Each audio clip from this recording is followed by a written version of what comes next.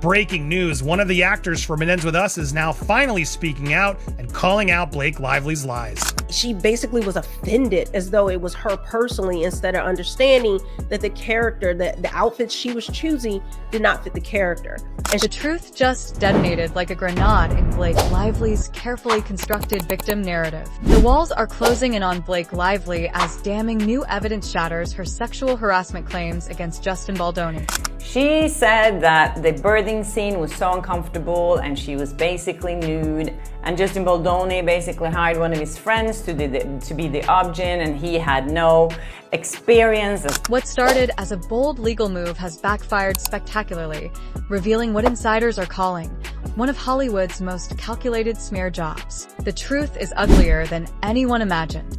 Miss Lively felt the selection of Mr. Baldoni's friend for this intimate role, in which the actor's face and hands were in close proximity to her nearly unclothed area for a birth scene, was invasive and humiliating.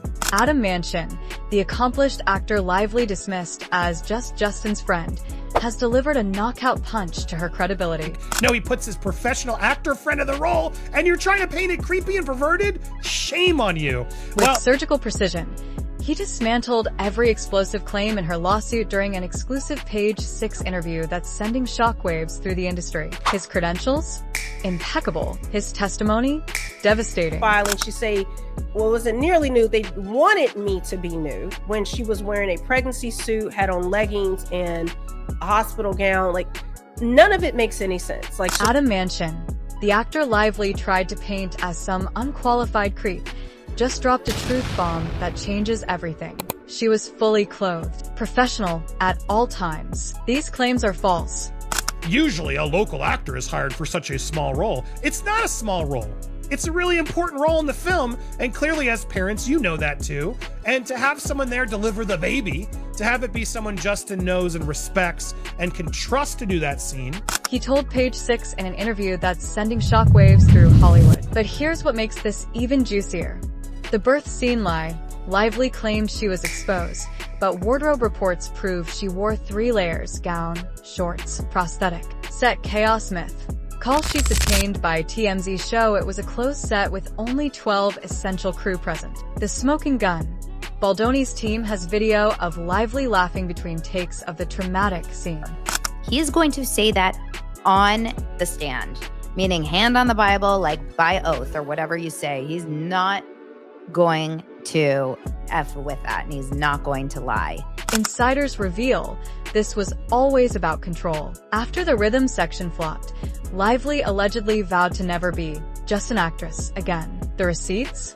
Refused to sign standard contracts, hijacked wardrobe budgets, spent $300,000 plus on personal stylists, demanded script changes after filming Wrapped. But I gotta give him props for coming forward and finally putting it out there and making it clear he's willing to do this under penalty of law. So look, this all just goes to show how unprepared and unresearched Blake Lively was. Her description of events is pure fiction.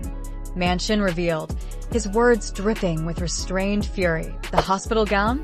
Check. Black shorts? Check. Prosthetic belly? Check. Every piece of evidence contradicts Lively's graphic descriptions of vulnerability on set. But the real bombshell? At no point did she express discomfort. The environment was 100% professional. In response to Lively's claim that she was nearly unclothed, her costume included a full hospital gown, black shorts, and torso-covering prosthetic to make her appear pregnant, in addition to whatever personal garments she chose. The plot thickens when examining Lively's erratic behavior behind the scenes. Multiple sources confirmed she refused to sign standard production documents, including her nudity rider, a red flag for any seasoned producer. She was playing chess while everyone else played checkers, reveals a crew member who worked on both It Ends With Us and the rhythm section. This was never about harassment. It was about control. Like, so she has to, once she lies, she then has to backtrack and try to clean it up in subsequent filings.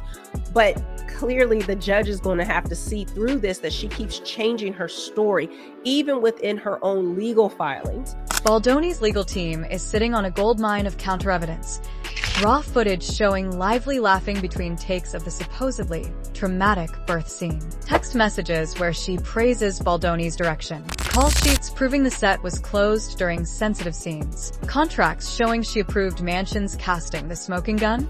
Intimacy coordinator Lizzie Talbot's detailed logs, which methodically document every precaution taken during intimate scenes. We followed protocol to the letter, Talbot confirmed. There were more safeguards on this set than most. But kudos to this guy who clearly is finally stepping up and confident enough to say, no, nice try, Blake. I wish you would have done it a little sooner, and I wish more people would do it now, and it's not too late, people. Meanwhile, the industry is quietly distancing itself from Lively. Henry Golding's Instagram unfollow spoke volumes. Co-stars who initially supported her have gone radio silent. Even Ryan Reynolds' relentless PR machine can't stem the bleeding. Legal experts warn Lively may have walked into a perjury trap. When sworn testimony contradicts hard evidence, that's felony territory, notes celebrity attorney Emily D. Baker. Baldoni's team is reportedly preparing defamation countersuits that could reach 9 figures. Guys, she's lying. We know she's lying, just based on the evidence. In my opinion, this is just more of her lies are catching up to her. I just did a video right before this one where I went over why I think the whole story of Taylor Swift, her and Taylor Swift were talking again and all of that, I believe that's a lie. I believe that's fake PR coming from Blake Lively's side to try to give her some good press. The most shocking revelation?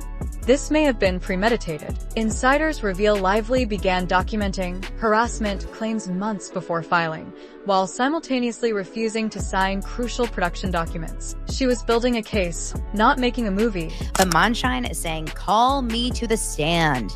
If Baldoni's lawyers, which I'm sure they will, want to call me to the witness stand, bring me and I will do it. If I'm called to testify, he says, I will answer truthfully and more freely, whatever is asked of me, in all of the legal protection that affords, in particular, by noting that Miss Lively was not nearly nude in the scene we shot together. Alleges a Wayfair executive. As the walls close in, one question remains.